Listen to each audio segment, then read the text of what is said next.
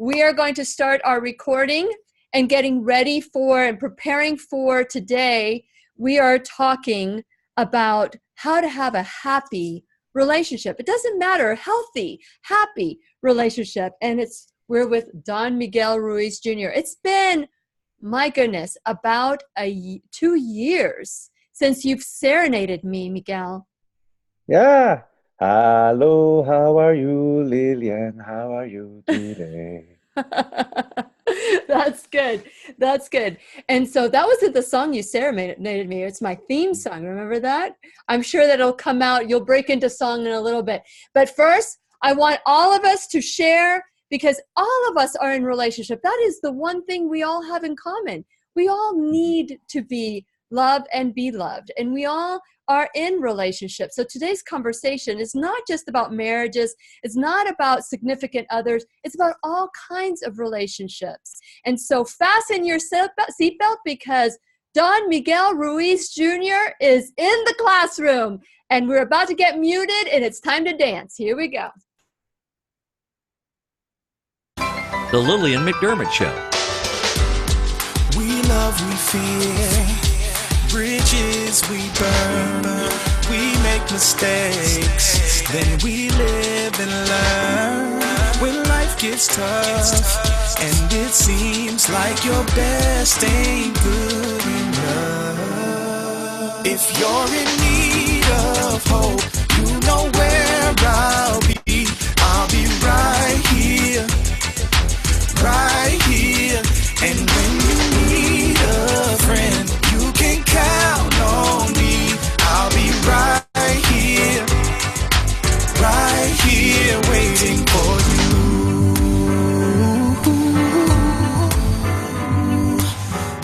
This is the place you can always turn to when you need a friend. The Lillian McDermott Show. To reach out to Lillian, visit her on the web at whenyouneedafriend.com. Now let's all learn together. Here's Lillian McDermott. Hello, my listening friend and my viewing friends. I am so glad we can meet each other on the air on this beautiful, best day ever. And for those of you who've been tuning in since 2011, or maybe just saw a repeat or a show, someone sent it to you today or yesterday, well, welcome. I'm so glad that you are here.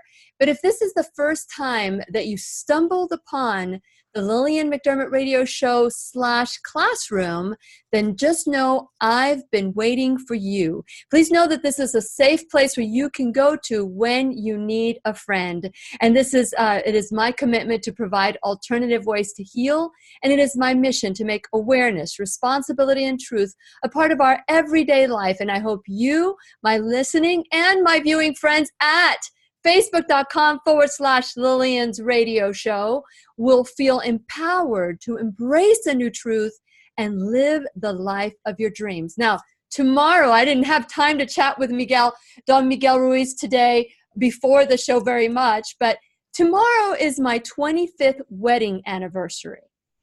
Happy anniversary! Thank you.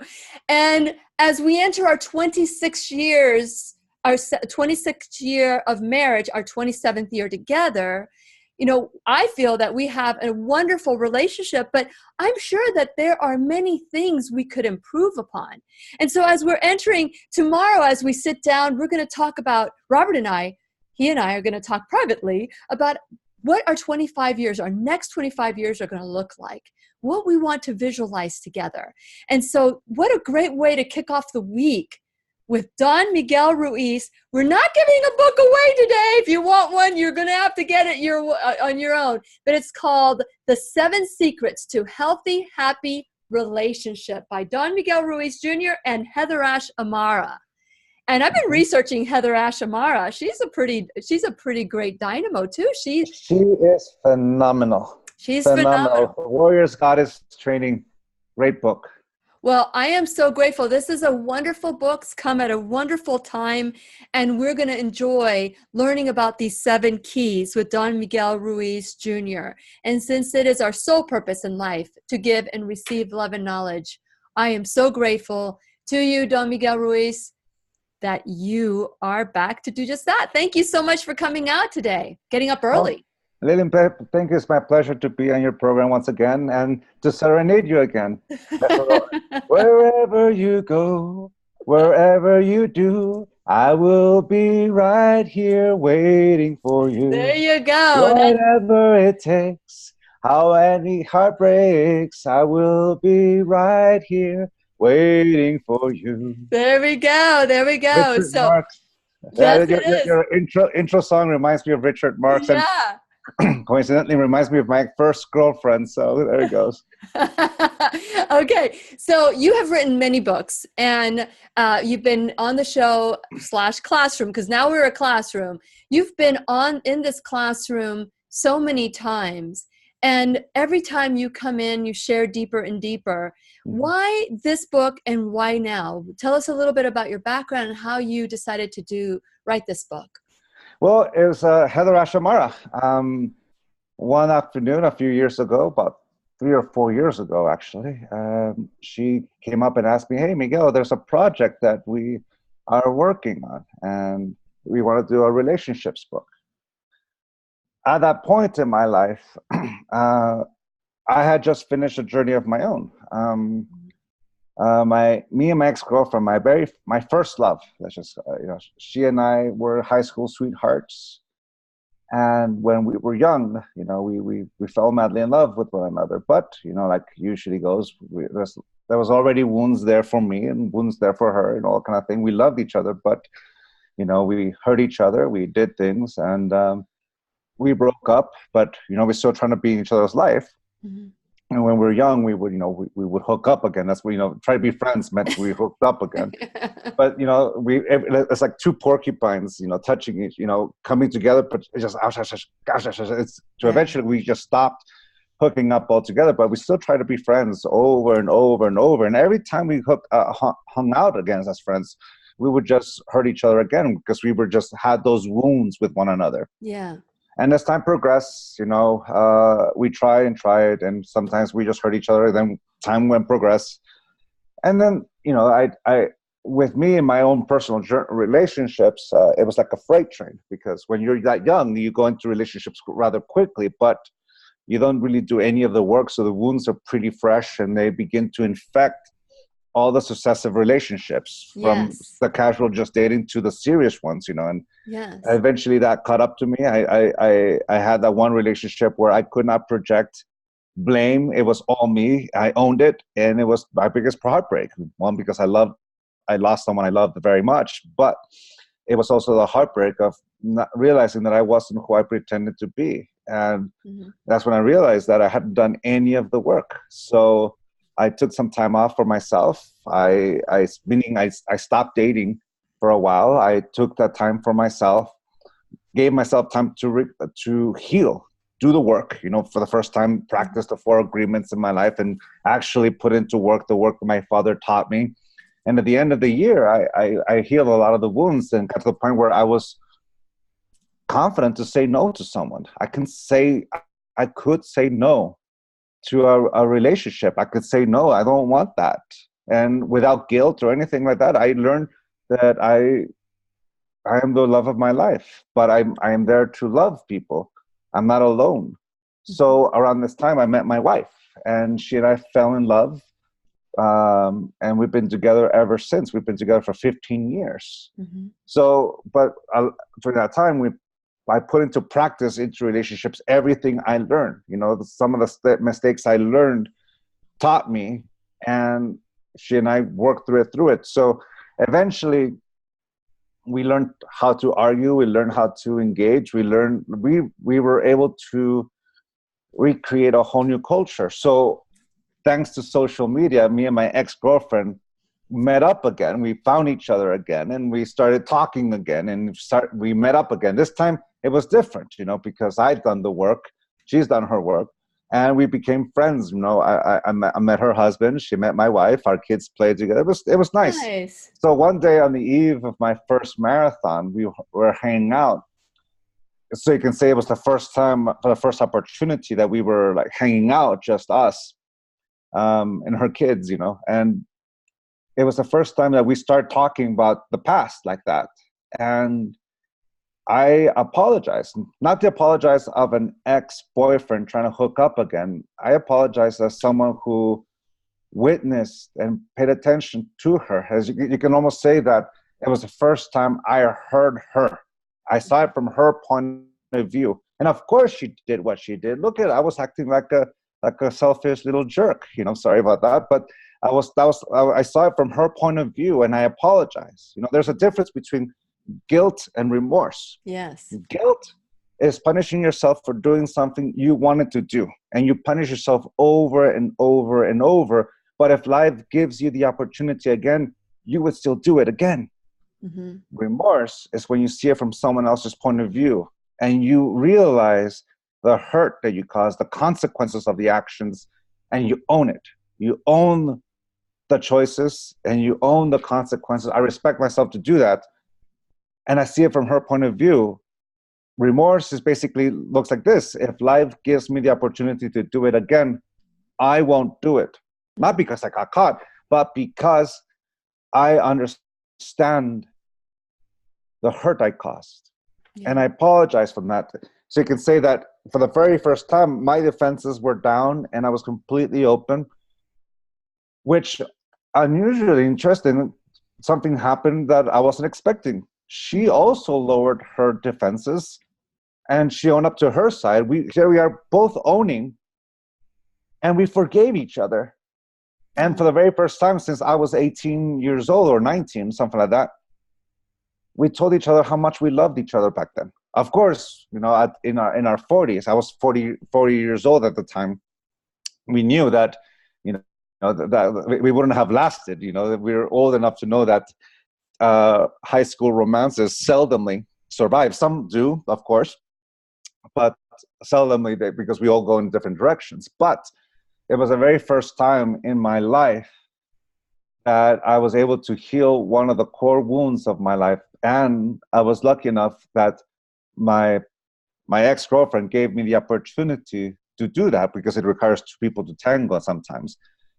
And we got there. We totally got there. And the motivator was because, to a certain degree, we still had those feelings for one another, but it changed. It wasn't romantic, obviously, but we both meant something to each other. Yes. Now, the people who benefited from this is not just she and I, my ex-girlfriend and I, my first love and I. I'm just going to call it my first love. My first love and I. My wife also benefited from it, because that wound is no longer infecting our present. It's no longer impacting us. So you can say that it impacted all my previous relationships before her, but then I did the work and I began the process. And I'm also grateful to my wife for giving me the opportunity. It requires quite amount of trust to do that. Yes, yes. But my wife is friends with 3 of my ex-girlfriends already. So there seems to be a pattern there, huh? Oh yeah, I'm friends with quite a few, and that says what kind of woman my wife is. That she is friends. Yes. And sometimes they talk to her more than they talk to me.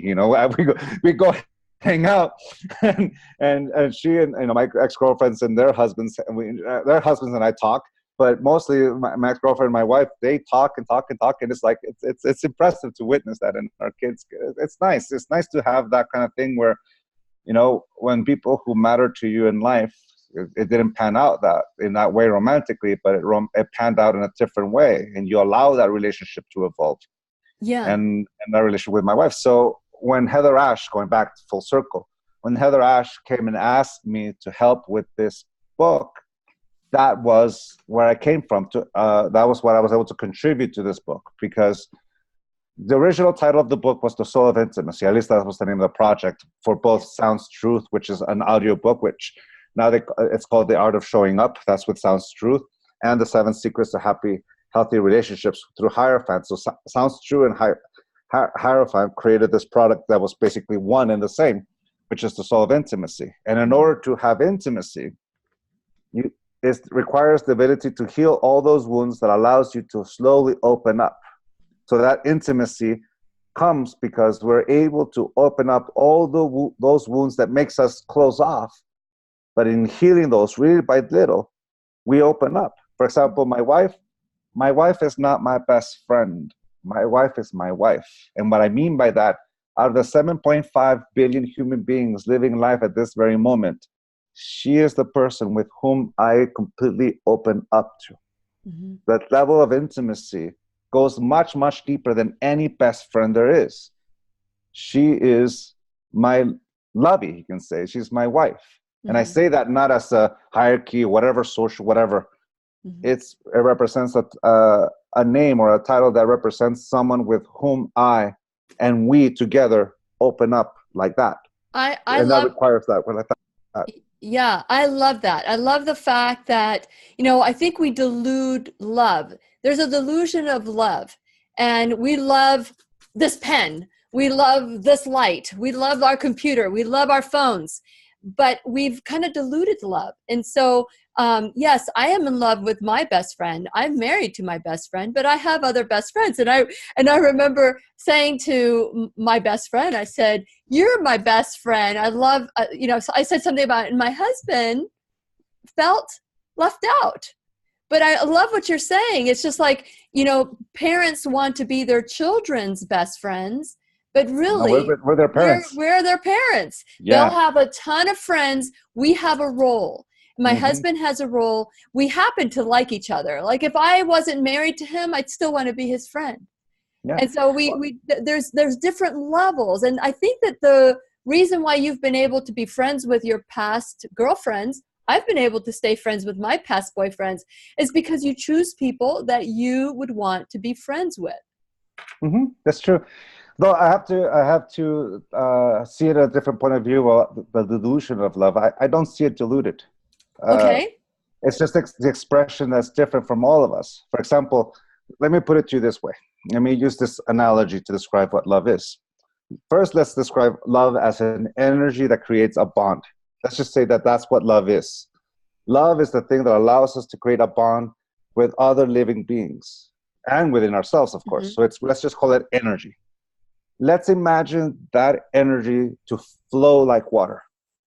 Let's imagine that. It flows like a river. So I live here in Reno, and the water that goes through the Truckee River that's around me comes from the lake. I just forgot the name of that. Lake Tahoe. So Lake Tahoe is just above us. The Truckee River flows out of the Lake Tahoe, goes through the forest and into the desert here in Reno, Nevada, and goes past Sparks. And down the line, it goes into Pyramid Lake. Two lakes connected by a river called the Truckee River. Okay. Let's imagine love is that water that runs between the two lakes. It starts, of course, with the streams up there with a snowpack, goes into the lake, goes through the river. Unconditional love is letting that water flow freely with the seasons. Sometimes, right, like as it was just a month ago, it was raging because we had a very large snowpack this year. And as the summer progresses and into fall, it'll go less and less because that's how the flow is. But then winter comes in and it starts raging again because we get that. Unconditional love is letting that river flow freely.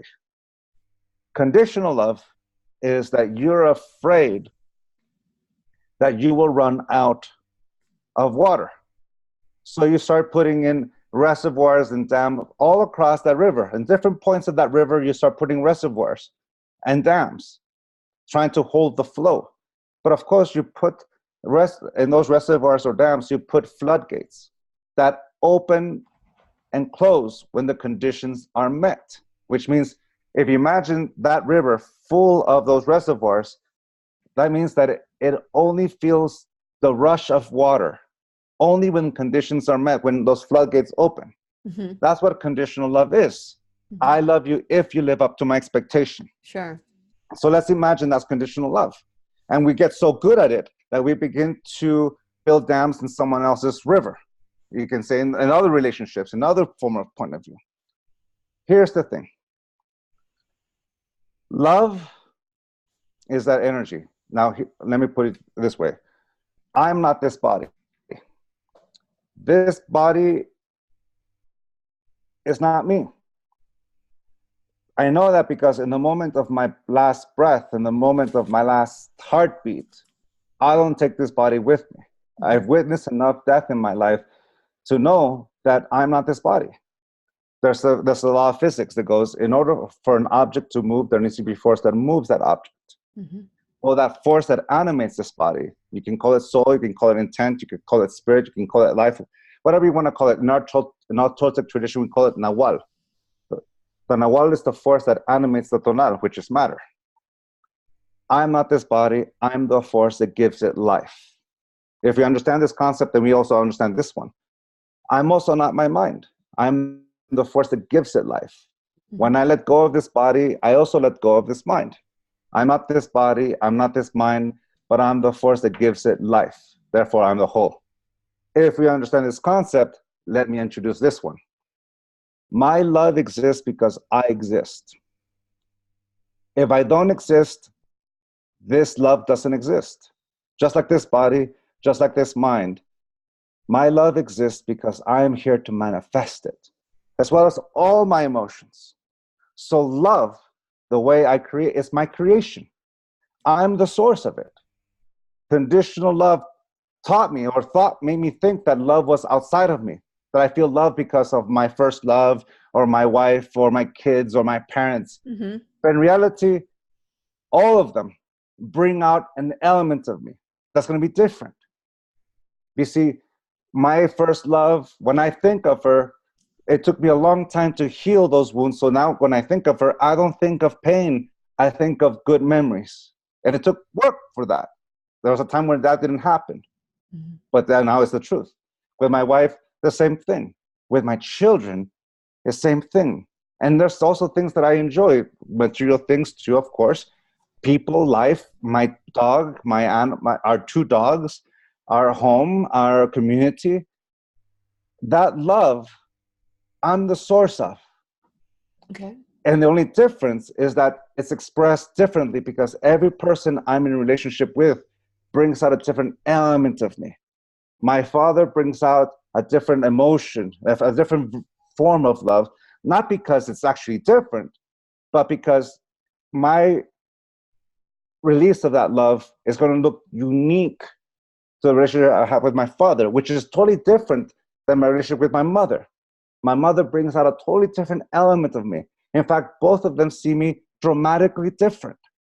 Even though in their eyes I'm Miguelito, little Miguel, the love I have with them is different because the relationship is unique, which is different from my kids. My kids bring out a totally different form of love. My daughter brings out a different expression of love than it is of my son.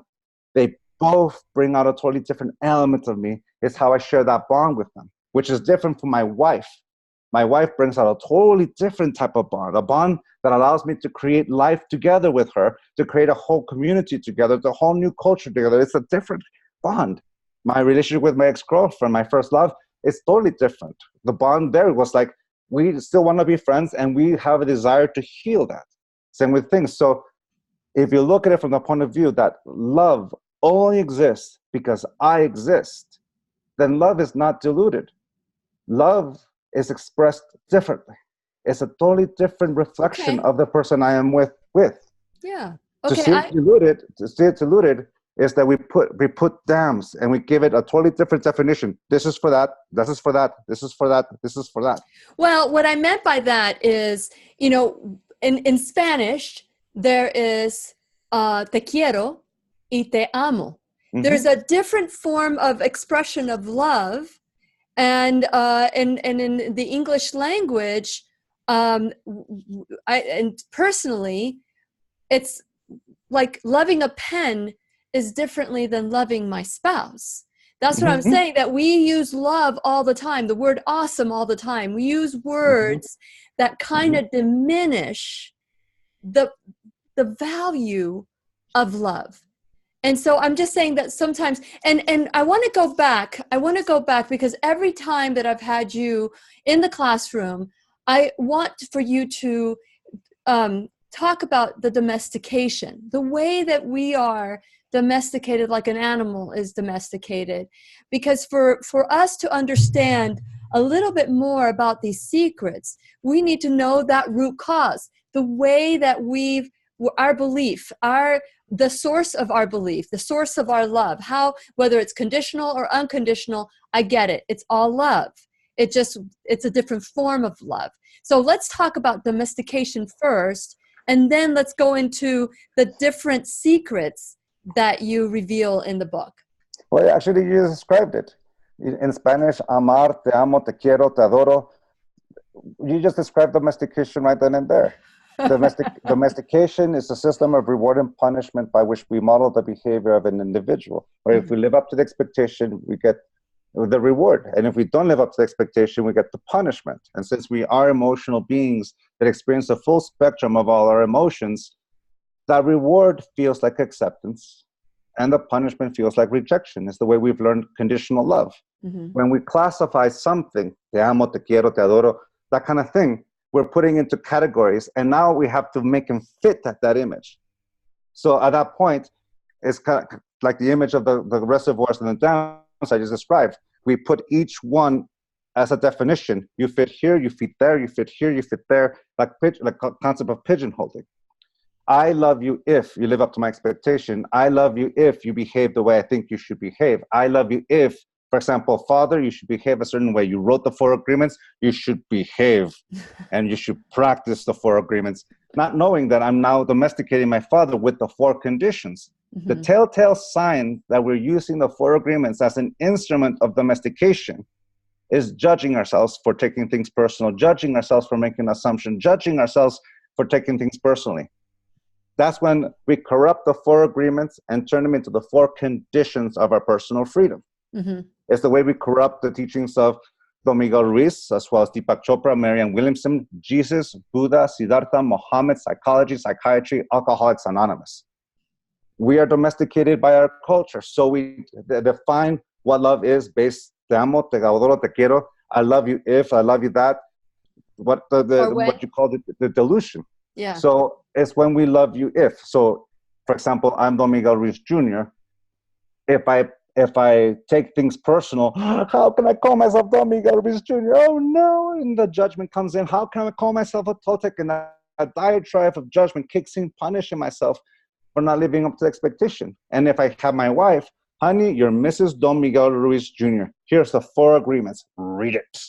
At that moment, I'm domesticating her too. I'm making her fit an image that doesn't exist. Whenever I judge someone, I'm punishing them for agreements they never made, but I'm forcing them to make the agreement through the judgment. Yes. And that's what domestication is. That's the problem we deal with. You can say that the root cause of a lot of this suffering we have in a relationship is who's going to domesticate who to fit the image of what love should be. Okay. Okay, Which means very good. An example my dad says is that the biggest demon in hell is love.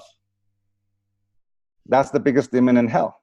The opposite of love is not hate and anger. It's fear. Hate and anger is just the instruments we use to apply the opposite of love, which is love. The opposite of love is love. Or simply put, the opposite of unconditional love is conditional love.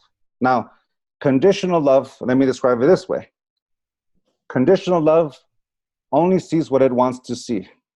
If I live up to that image, what I want to see is that image. And if you don't live up to that image, I'm going to reject you until you live up to this image. That's what conditional love is.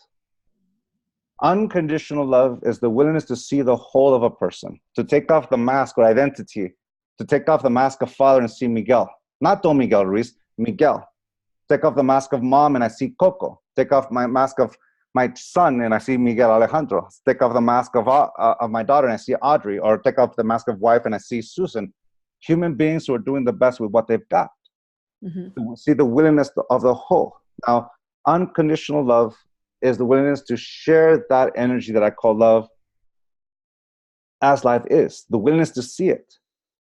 Conditional love only lets me see what I want to see. And I'll only open the floodgates if it meets up my expectation.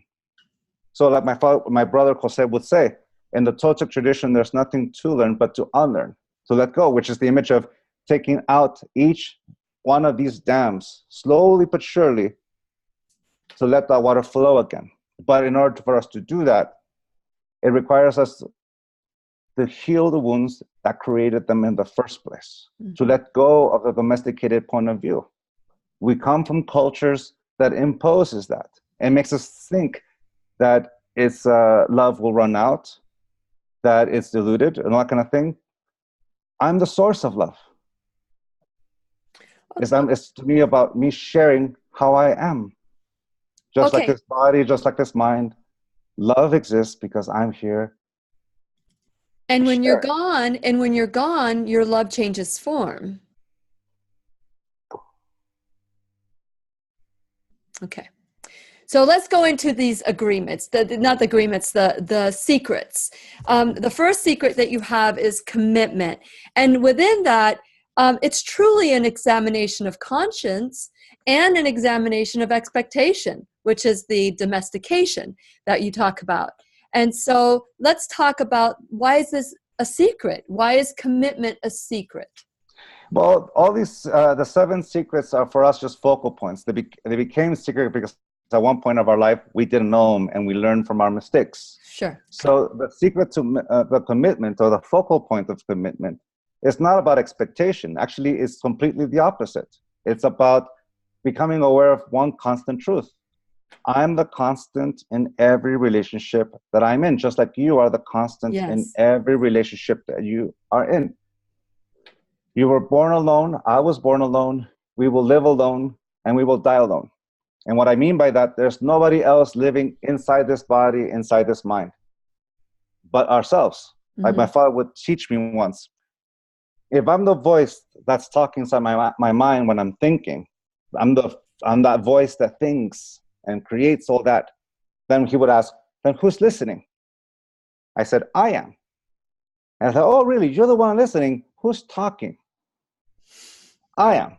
And that's the relationship between me and me, or the individual dream. I'm pointing to my mind and my heart because that's a popular one, but I can also say left hemisphere to right hemisphere, or right hemisphere, whichever's talking left, whatever concept. But that relationship between me and me, that's the commitment. I can't give what I do not have. It's the moment where I become aware that I am the constant in every relationship, and I only control to the tips of my fingers. I don't control your will. I don't control the will of another, and I don't control their perception. They control it. I don't. So the commitment is to myself, because I can't give what I do not have. At that point, expectation, I let go of it, because in my mind, in my life, I've used expectation to domesticate myself. I love myself if that is met. But here's the thing. Expectation is about the future, and the future only exists in my imagination, just like the past only exists in my memory. I can't go back in the past and change a yes to a no, or no to yes, because life no longer exists in the past. The future doesn't exist yet. I can't make a choice in the future because it's not happening. The only place where I'm able to make a choice, to make an action, is in this present moment. A present moment that moves with me for every moment of my life, from the moment I am born until the moment of my last breath. This present moment is the truth. I am the sum of every decision that I've ever made, and at the same time, I'm the youngest I will ever be. I have my whole life ahead of me, but I am also every action, every reaction, every consequence, every punishment, all that stuff has let me here. So the commitment is to realizing that at this very moment, this is who I am. This is me. This is my truth. My commitment is to myself, and that commitment is what allows me to share that commitment with other people in my life, to co-create, which allows us to, from commitment to freedom. Now, people would ask me, why do I put commitment before freedom? Well, in a way, they go hand in hand, because, like I've said before, I only control to the tips of my fingers. You are my equal. You're my equal because you're alive at the same time as I am alive. You are the sum of every decision you've ever made, just like I'm the sum of every decision I've ever made. And at the same time, you are the youngest you will ever be, just like me. We're both alive, and we both said yes to being here in this conversation right now, and you're my equal because we're alive. To respect you is to respect your yes and your no. Your no is just as powerful as your yes. Yes.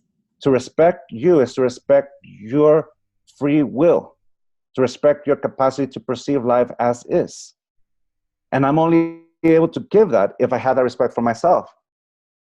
My no is just as powerful as my yes.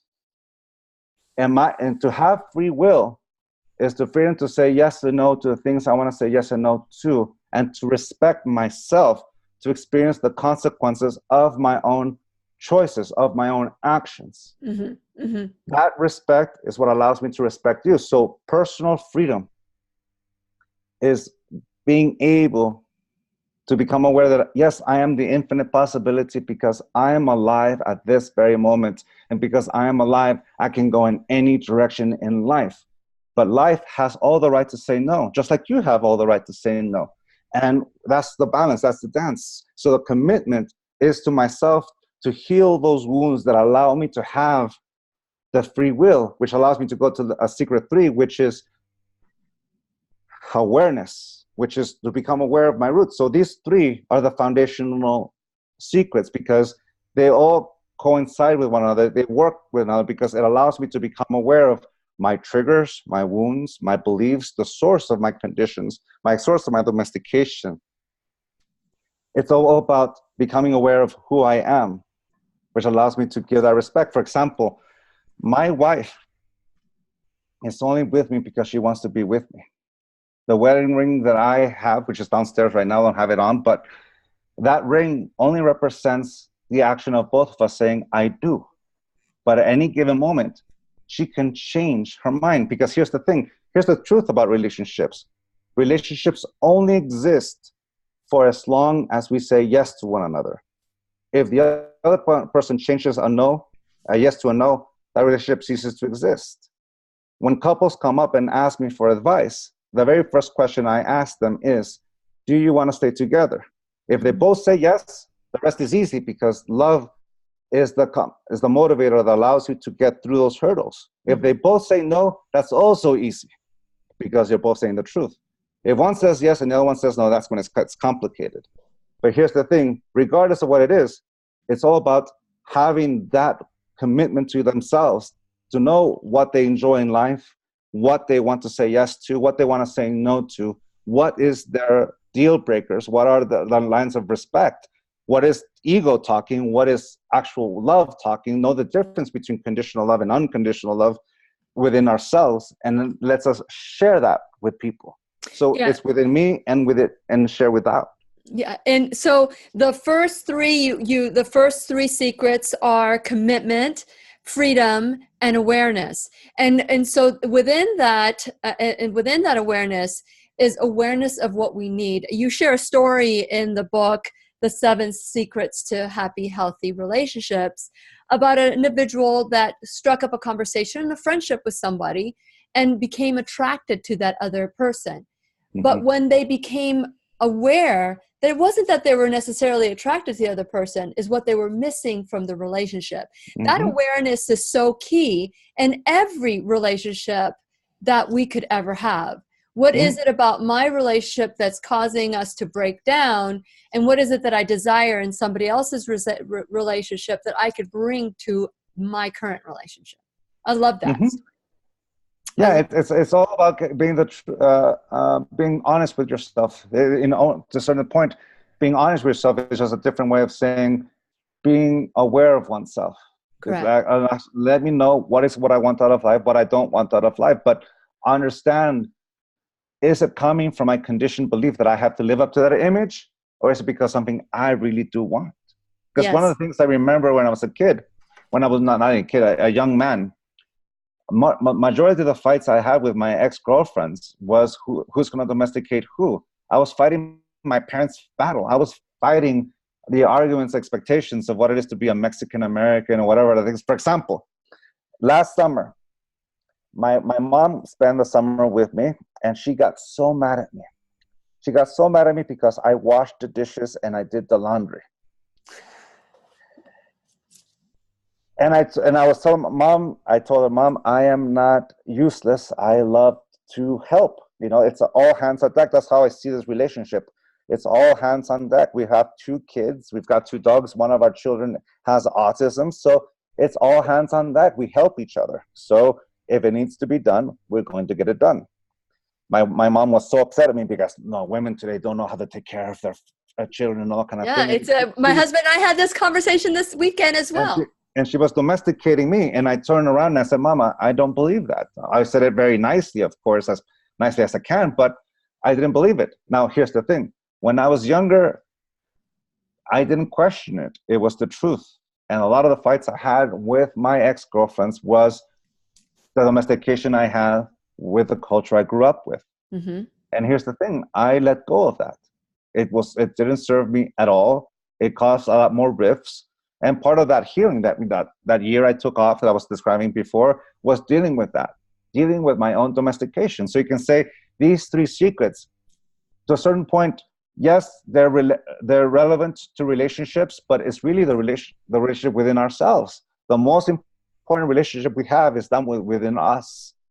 And that's the reference points that I'm able to give, because if I have conditional love for myself, meaning if I have to constantly live up to the image of Don Miguel Ruiz Jr., then I'm domesticating myself with that name, with that symbol, with that identity. And I'm definitely practicing the 4 conditions, and I've got nothing to give. But if I begin to heal that, and I stop abusing the 4 agreements as the 4 conditions, and I start using them as instruments of transformation, that's when I begin to respect each other, to respect myself. Mm-hmm. My Mama Gaia, my stepmom, who passed away a year ago, may she rest in peace, asked my wife a very beautiful question. She asked my wife, Susan, how were you able to survive the culture clash? And we say this because my wife and I grew up in totally different worlds. I grew up in the city. She grew up in the farm. I grew up raised Catholic / Toltec. She grew up Mormon. She's from the farm town, big city, Mexico, United States, all kind of thing. And my wife answered that question very beautifully, because we love each other. That love is the motivator that allows us to get through the hurdles in life. You know, someone who's dating, when they reach those first hurdles, the love is not that strong, meaning the motivator is not that strong that it won't allow you to survive. You'll break up. Someone who's in a committed relationship, you might survive some of those hurdles, but when it comes to the big one, like, for example, marriage or children or finances, you break up and you don't survive. A marriage that has a very strong motivator, not just marriage, a committed relationship, because some couples never marry. They just boyfriend, girlfriend, girlfriend for a long, long time. Mm-hmm. But the motivator is so strong that you will go through those hurdles. And it's the thing that motivates us to create a whole new culture. That motivator comes from healing your own wounds. That's doing all this first 3 agreements. So that's number 4. So secret of healing. So these are the transformative secrets. The first ones were the foundational secrets. Now the transformational secrets is the healing, and you know, and figuring out these outdated roles. And it's so true that when you have different cultures, there is that belief. And there's a question that you ask in the book that says, do you believe it because it's true, or do you believe it because you were taught, or you believe it was like the question that you asked, is it true because you believe it, or is it true because it's true, or so those are the questions, that examination of our beliefs that we need to become aware of. And so you're talking about the secrets of healing, these outdated roles, and forgiveness, which I've done so many shows on, and lessons in the classroom on forgiveness. And you go into detail there as well. That's crucial. That's transformational. And forgiveness, like someone said it to me, I'm going to quote the person who said it because it was beautiful and perfect. I forgot the name of the person who said it, but I'm going to say it anyways. It was probably me. Maybe, yes. And it goes like this. Forgiveness is the moment you no longer wish the past was any different. You accept it as it is and you let go, meaning that you no longer use the past to hurt yourself like a scorpion that stings itself over and over again. Yeah. It's the moment you let go. So these next 3 secrets, which is healing, joy, and communication, is about basically, this is where the story of my ex-girlfriend comes in. This is the work she and I did. It's giving ourselves permission. If anything, I've learned in the last 13, 14 years of doing the work I do is that we heal with our own permission. If I let the image of Don Miguel Ruiz Jr. stop me from healing, which means that I don't admit that I have this issue, that I have anxiety, for example, as a father, I have anxiety over my kid's future. You know, I don't have anxiety for myself. I haven't had anxiety about me in a long, long time. Anxiety I have is that of a father. What world did I bring my kids into? You know, and then I heard a movie about a Black Panther that says, in essence, to me, it meant that the key to raising a child is to teach them how to survive without you, to prepare them for your own death. If you want to get rid of that fear of what's going to happen to my kids when I go, teach them how to survive, teach them how to function. Now, all of a sudden, education and knowledge and all that kind of thing, that's just an instrument to teach them how to survive. It's their life, not my life. Mm-hmm. So that healing within me, I give myself permission. I want to heal my relationship with my ex, my first love. I want to heal my relationship with my wife, with my children. I want to heal that relationship within myself. When I do that, it allows me to let go of those wounds and all of a sudden allow me to enjoy life and allow me to enjoy my relationships with the people in my life. Mm-hmm. And when I enjoy it, you know, the intimacy that is, my intimacy with my wife is different with my children and my parents. You know, she's my wife. My relationship with my daughter is different. My relationship with my mom is different. The three women in my life, they all see me differently. But I heal those relationships. It allows me to enjoy them. That leads me to allow me to clean up the channels of communication, which is what the 4 Agreements is all about. The 4 Agreements allows us to heal and clean the channels of communication that allows us to listen to one another, to have compassion for one another, because we have compassion for ourselves. We clean up words. We clean up our word with love, for example, or justice, or whatever it is that's been in the way. Yeah. These 3 secrets is also, once again, about relationship within me that allows me to share with everyone else. Yeah, absolutely. So within the chapter of joy, there's a lot about sex.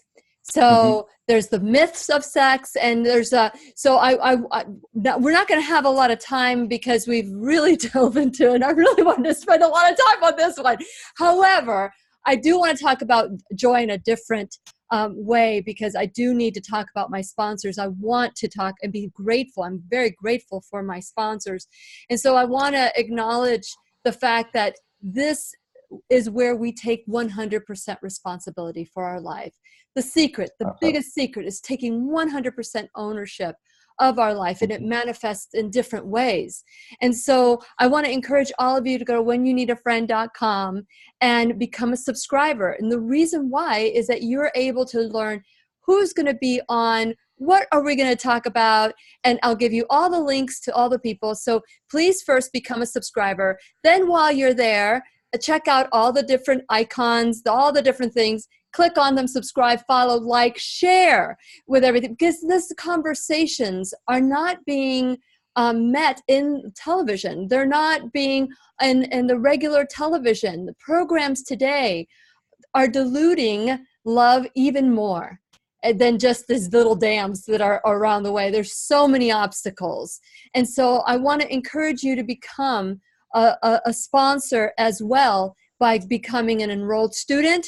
Go to my sponsorship page, check out Liberty Health Share, which is a shift when it comes to insurance, First Alternative Care, a shift on taking care of your everyday health needs.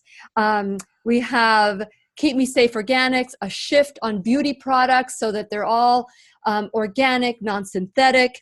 And there's Dr. Stephen Grable, who is alternative functional, and he's in Jacksonville area. And of course, the Merritt Island, there's the pharmacy, which to mention. And all of these, if you mention my name, you'll get a percentage off. You could also go to the enrolled student, and you too can become a sponsor of the classroom. So become an enrolled student as well. I just wanted to stop and say a little bit of this because it's so important that to think and be grateful, which is part of the secret, is to have that gratitude within our bodies so that we can just be excited about this relationship that's in our life. So I just wanted to take a little break, a little moment, Miguel, for that. And the different ways that you can follow the show, which is through podcasts, YouTube, and as well as the show, or website. So the 7 secrets to a happy, healthy relationship, or healthy, happy relationship, with Don Miguel Ruiz Jr. and Heather Ash Amara, who I'm probably going to reach out to her as well, because I love what I research everybody. I've become a researcher. But I do want to talk about these myths that we create, these beliefs, these values, the domestication, what we can and what we cannot do. So would you like to share a little bit about that when it comes to that intimacy in relationships? Well, a lot of the myths and the distortions, is because we let that image impact our relationship. It's like I was saying earlier, it's like we all have an image of what love should be. There's also the image of what a man is supposed to be and a woman is supposed to be. But that image of a man and woman is just an agreement. It's just a symbol with a definition that's subject to agreement. A definition of what a man is changes with every country and every region you're in, as well as what a woman is. It's constantly changing. So it's not about understanding men. It's not about understanding women. It's about understanding the person that's in front of you. And it's also understanding the person that you are, letting go of that. And fear. We're afraid of pain. So we're afraid of heartbreak. That's one of, you can say that's a big one. And we use love as this carrot that says, if you don't live up to my expectation, and you're gonna be alone. And well, here's the thing. The best way to heal relationships is to no longer be afraid to say goodbye. And when we're no longer afraid to say goodbye, we'll also lose the fear of saying hello.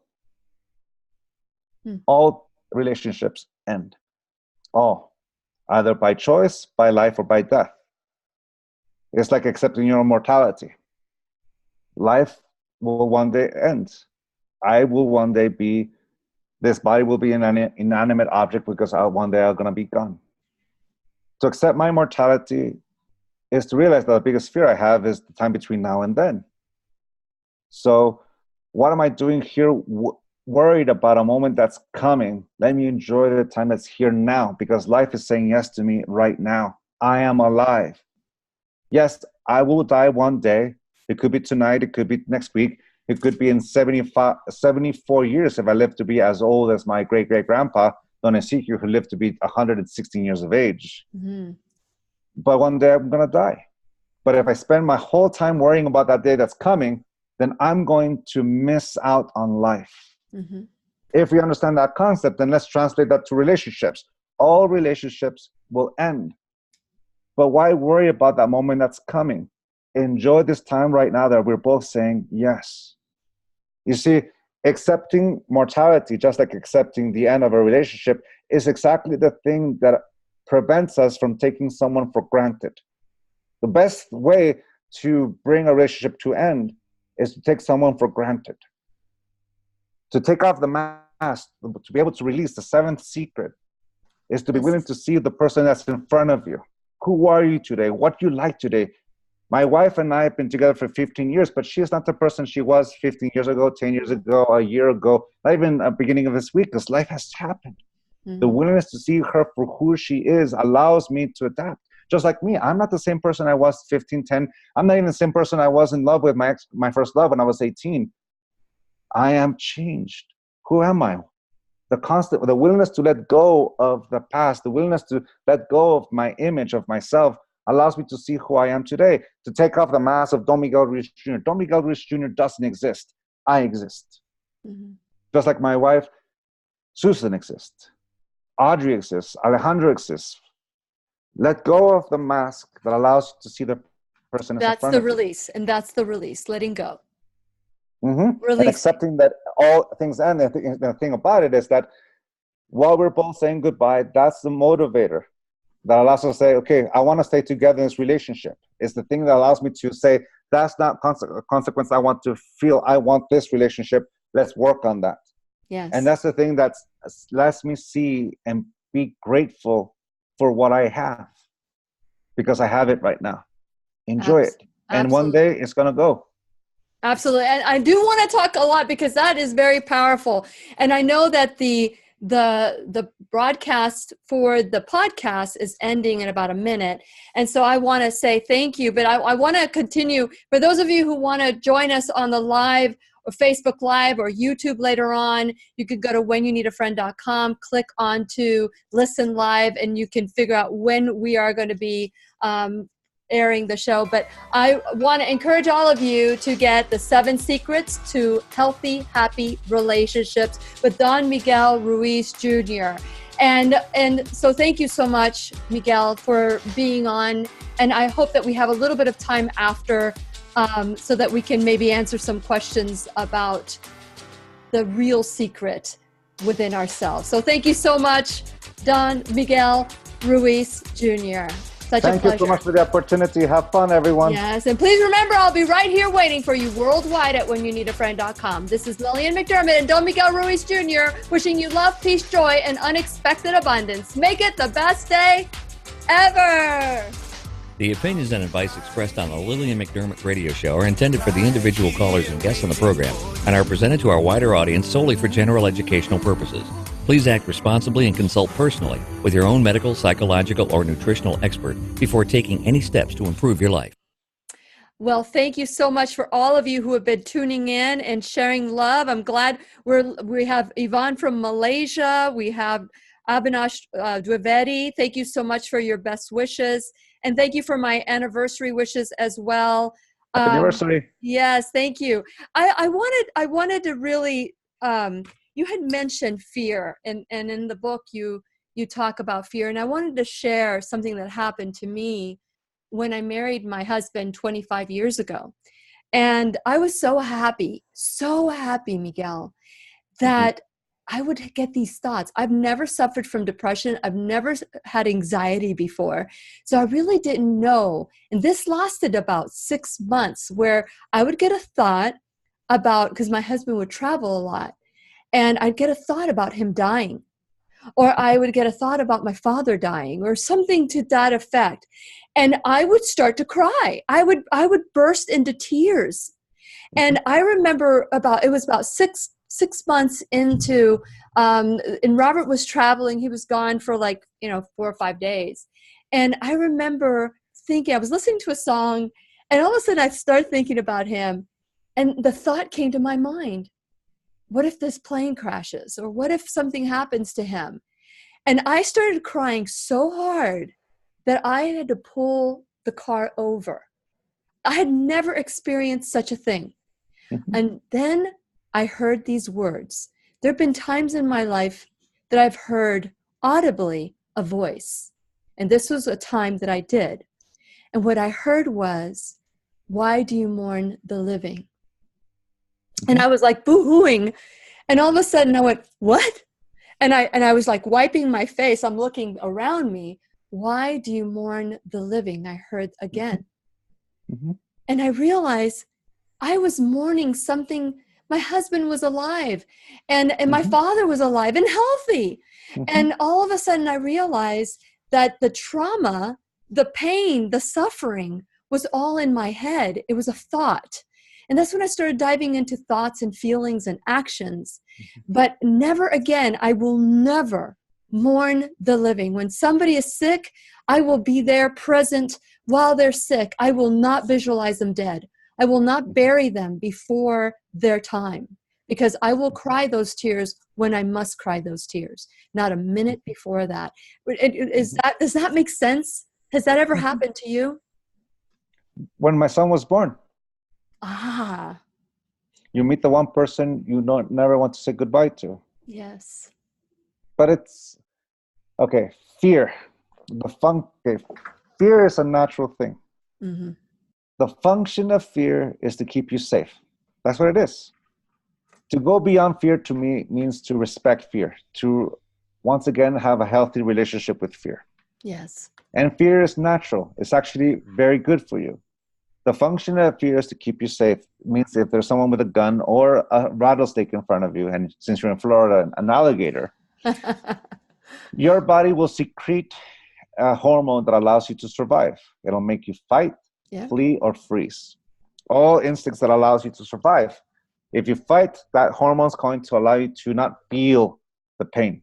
Mm-hmm. If you run, it'll allow you to run faster than you normally expect.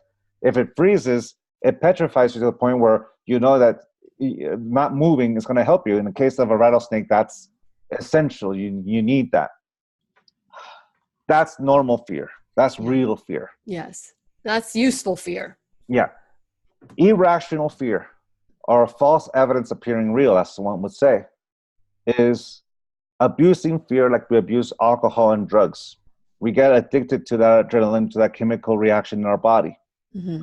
And we cause that. For example, let's use the image of a horror movie. Watching, if you remember, like in my case, Poltergeist when I was a kid. And then the last film that really brought fear to my life was in 1999, A Blair Witch Project. It was the first time I ever saw it. Mind you, it only made me afraid that one time. I've seen it once since then, and it's not. There's nothing to be afraid of. The genre has been so exploited that it's just Yeah. But at the first time I saw it, I was definitely nerve-wracked for a long time. That's because I was watching the movie and my body was reacting to that. Mm-hmm. Now, when we're watching a movie like that, we're not in any real danger. There's no danger in front of us, but what we see in the screen, we get into it and we can't tell the difference. So we feel that reaction. Fight, freeze, or flee. The brain doesn't know the difference. The brain doesn't know. Yeah. Here's the thing. Our mind is more powerful than any movie projector there is. Which means that we project onto life worst case scenarios. We answer the what ifs with the worst case scenario that brings fear to us. Mm-hmm. And we will fear that fear. So now we're abusing it. This is what brings anxiety. This is what brings fear into our life, and all of a sudden we fight because anger is just a symptom that we don't feel good. That's what anger does. It's just we're trying. There's also anger could be unresolved sadness too, feeling that. Of course, which means that I don't feel comfortable. I don't feel healthy. I feel pain. Mm-hmm. Anger does that. Fleeing is running away. Mm-hmm. The most dangerous one of all of them is freezing. Because when we freeze, is the moment we no longer trust our yes and our no. Mm-hmm. It's the moment we stop living. We all of a sudden have no confidence in ourselves when we freeze. Forgive ourselves for ever abusing fear is a very important thing. In this case, it's natural. It happens with us when we were kids, trying to can envision our parents dying, especially when we are dealing with mortality for our first time in our life. Yeah. Then when relationships, we can envision a life without them. And also with kids. Now here's the thing. Whoever's more afraid is the person who's going to domesticate the other person more. Because we're afraid of that no. That's when we impose our will or we subjugate our will because please don't leave me. I don't want to live without you. So we subjugate ourselves, or we don't want them to ever know that they're here because of a choice. So we impose our will onto them and forget you don't have a choice. You said, I do. Yeah. At that point, that ring becomes something quite imposing. And that's shackles. Why it's a shackles. Because now we're domesticating ourselves. Whoever's afraid the most is the one who's going to domesticate the other one to fit that image. That's when love becomes conditional. That's what drives us to domesticate other people. Because we don't want to live with us. But here's the thing. The truth is, everyone in our life comes and goes. Yeah. Your friends from high school, from some school, already gone. We already have family members who already left this world. We've already witnessed people pass away. My mom and my dad will be here for a certain amount of time.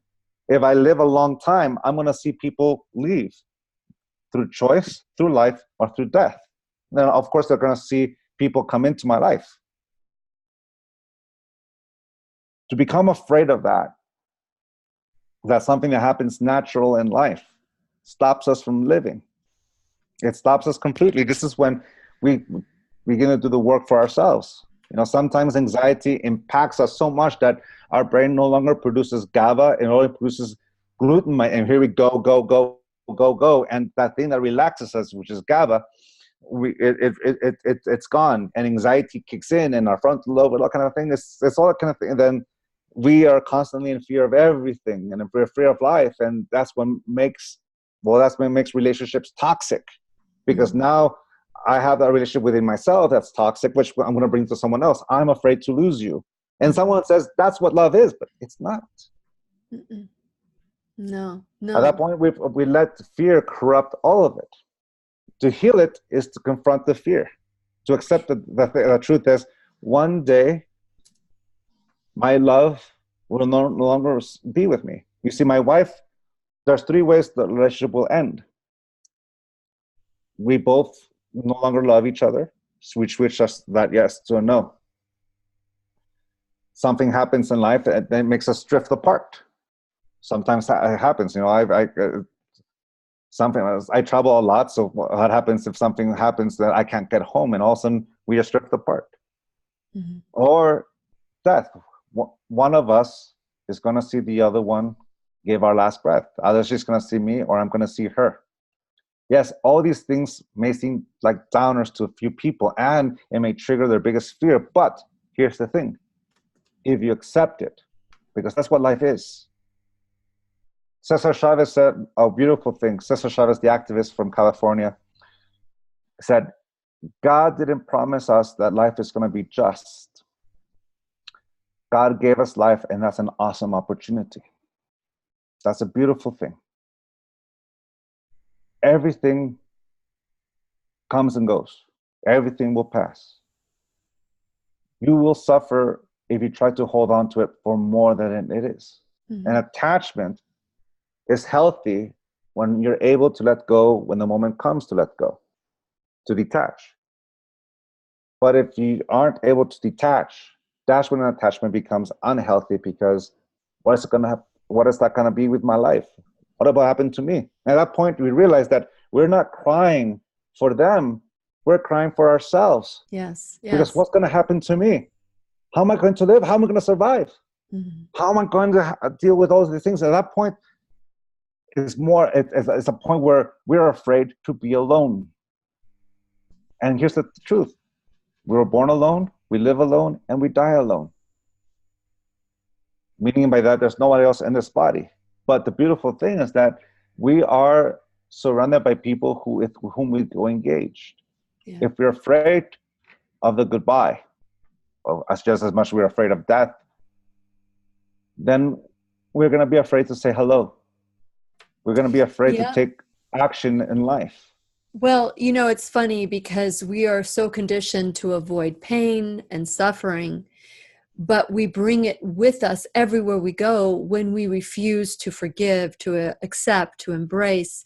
We bring it with us because we are in resistance of what is, or we're creating a story of what is not. And so... Well, we're conditioned to pain because that was the instrument that was used to condition us. Mm. If you don't want to feel pain, do what I tell you to do. That's true. That's why it's in our life. That's why. So how do we dissect? And I know that you're doing daddy duty today, so I want to be perhaps maybe a conversation we can have another time. But it's the dissection of rewriting the program, which we talk about here in the classroom all the time. Is how to dissect the program and rewrite the tapes so that we can look at things in a different way. So that we can embrace the fear. Face the fear. Face the fear. One and done, like pulling a Band-Aid. How do you like pulling a Band-Aid? Do you do it a little bit at a time or just rip it out, just one and done? You rip it out. Rip it off. For example, with anxiety, for example, if someone is a germaphobe, you teach them little by little, like to grab the handle of a door.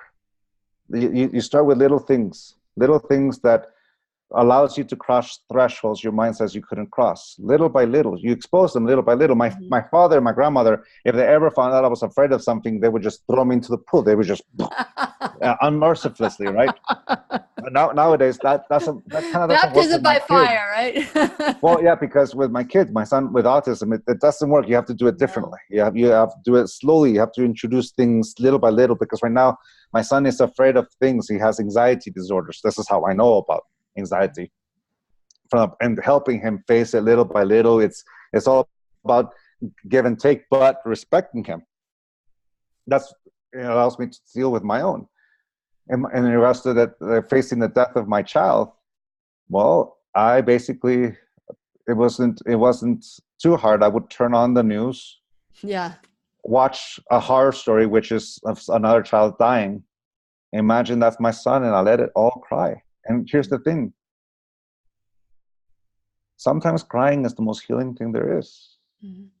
Giving yourself the permission to do that, it takes a lot of courage, but it's because you're going against a lot of the program. But when you grieve is normal. Grief is natural. We grieve because we love. And sometimes we have anxiety because we know that pain will be strong. Okay, face the pain. Grief.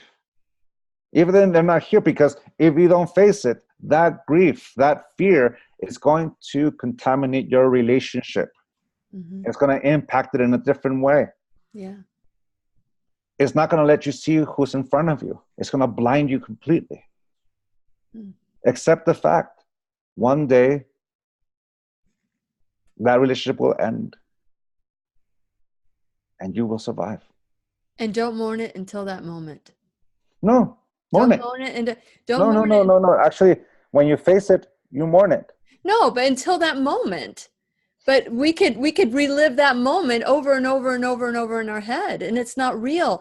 You know, Seneca, the younger, he's a Stoic, and he said that we suffer more in our imagination than in reality.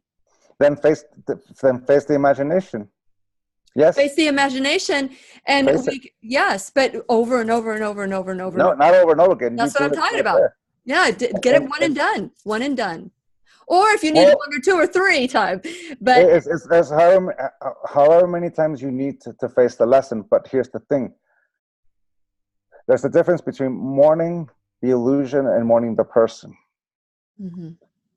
Mourning the person will come at that last moment. Yes. The illusion, you face it and realize that it's only there because you believed it. Here's the thing: the truth exists whether you believe in it or not. That's the thing about the truth. It doesn't need you for it to exist. I believe only exists for as long as you say yes to it. As soon as you change that yes into a no, it ceases to exist. Mm-hmm. So how do you face it? You accept it. Yes, one day my love is going to die. Not just my body, not just my wife. Yes. You're not dead yet. It hasn't died yet. It's here. Life is saying yes. Yes, absolutely. Absolutely. Well, Miguel, Don Miguel Ruiz Jr., it's always a pleasure not only to have you serenade me on the show and in the classroom, but to have you share your latest book. For those of you who would like a copy of this or any of those other books, you can go to Amazon. Where are there places that people can buy your book, Miguel? Can you hear me? I think you. Oh, okay. Where are other places where people can buy your book other than Amazon? Go to your website. You go to we don't sell it to my website.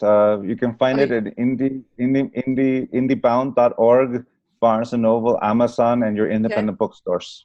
And to learn more about Don Miguel Ruiz, you can go to MiguelRuizJr.com. That's MiguelRuizJr.com. Thank you so much, Miguel. It's always nice to My pleasure. have you come on. Thank you so much. And I want to thank you for all over the world. We had so many people representing different parts of our world, and share the good news, share this information, and let's grow together. Until next time, we'll see each other again. Okay. Have fun.